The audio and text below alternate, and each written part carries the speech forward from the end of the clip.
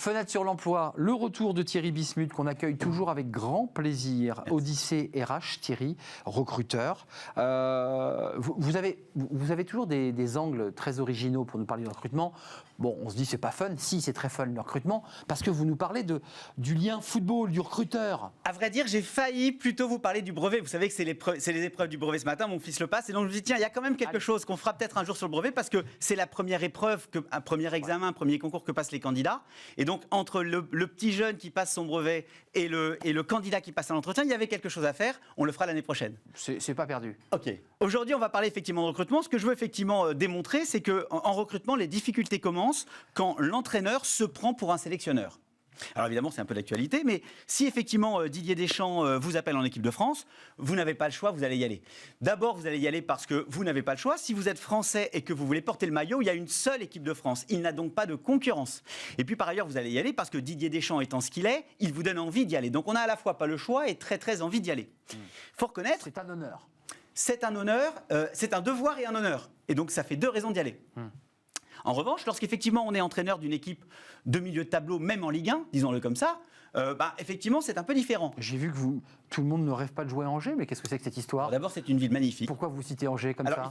Il fallait que je cite une équipe qui est en milieu de tableau de manière durable. Une très belle équipe, Angers. C'est une superbe équipe. C'est d'ailleurs une des villes où il fait le meilleur vivre. Ben oui. Et donc vraiment, l'équipe... Quelle plus la cote, cette ville? Est très très attachante, je dois le dire, en très grand développement. Touche pas au Pays de Loire. Hein. Vous avez raison, d'ailleurs j'y serai après-demain. Mais si en revanche, Griezmann reçoit une offre qui dit est-ce que vous voulez être attaquant en Angers, c'est plus compliqué. Et d'ailleurs, c'est vrai. Voilà.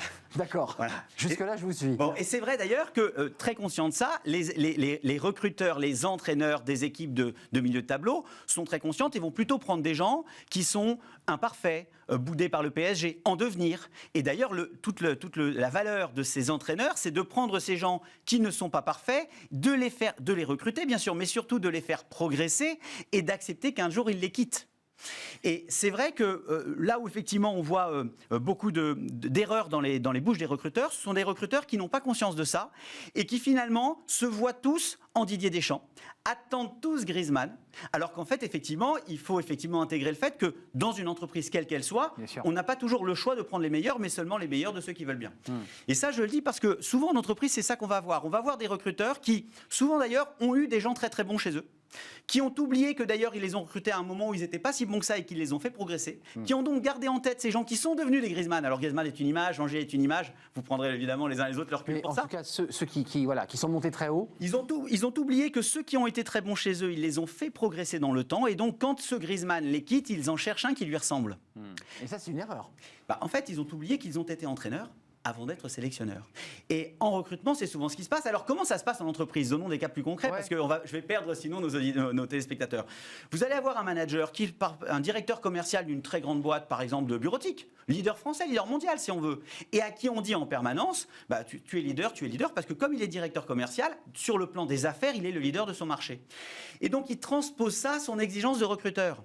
Il oublie simplement que sur le marché du recrutement, il n'est leader que d'un des championnats, et qu'il y a beaucoup d'autres championnats. C'est-à-dire que le commercial qu'il aimerait embaucher peut aussi aller chez le leader de la banque, le leader des services informatiques. Il peut même d'ailleurs décider d'aller dans une start-up qui n'est donc pas leader mais qui a une autre promesse à lui faire, ou même de se mettre à son compte. Il oublie donc qu'il est leader commercial, mais qu'en tant que recrutement, il n'est leader que d'un championnat ou d'un marché, et que le candidat a le choix entre plusieurs marchés. Donc, vous voulez dire qu'il faut quoi? Faire preuve d'une certaine modestie, d'un certain recul par rapport à sa manière de recruter? Il ne faut pas transposer l'image qu'on a commerciale de son entreprise à l'image qu'on a en tant que recruteur. On n'est pas, il y a des leaders en matière de recrutement, en termes de marque employeur, mais souvent les gens font l'erreur en tant qu'opérationnel, surtout de mélanger les deux. Et il y a une façon très simple de se vacciner contre ce mélange-là, parce que d'abord, la conséquence de ce mélange-là, c'est qu'on se retrouve avec des managers toujours déçus de leur équipe, toujours en construction. Et donc jamais heureux.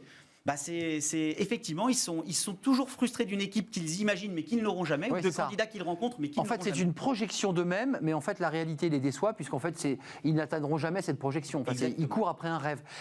Donc, ça veut dire quoi? Ce sont des managers qui, le dire abruptement, qui se poussent un peu du col, qui se voient un peu plus haut qu'ils ne le sont? Il y a un peu de ça? Oui, c'est-à-dire qu'en fait, ils se voient en sélectionneur davantage qu'en entraîneur. Ils oublient que leur métier, c'est de composer avec ceux qu'ils peuvent se permettre d'intégrer et de faire progresser ces gens-là. C'est non seulement leur métier, mais c'est c'est aussi leur vertu, leur devoir. C'est-à-dire que c'est ça qui rend leur métier passionnant.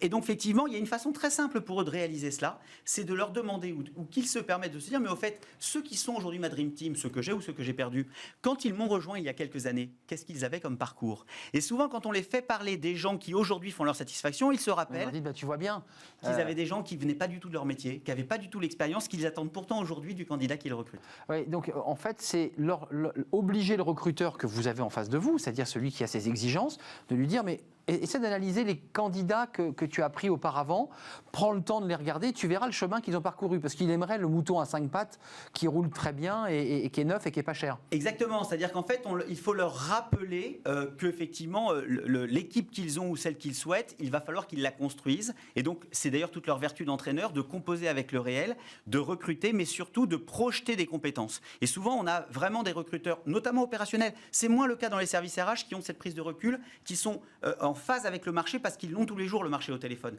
Mais l'opérationnel qui recrute moins régulièrement, moins fréquemment, il perd souvent cette notion-là.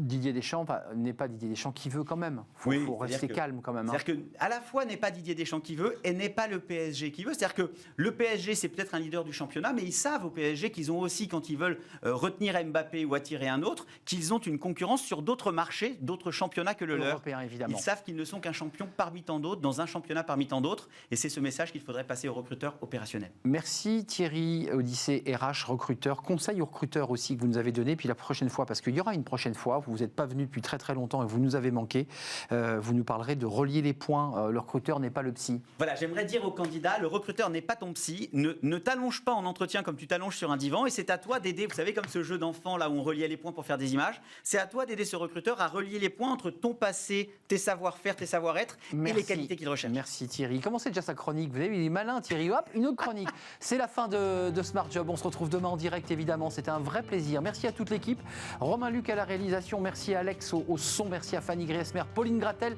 et évidemment Louison pour l'accueil invité. C'est un vrai plaisir d'être avec vous chaque matin. Merci de votre fidélité, je serai là demain, portez-vous bien d'ici là, bye bye.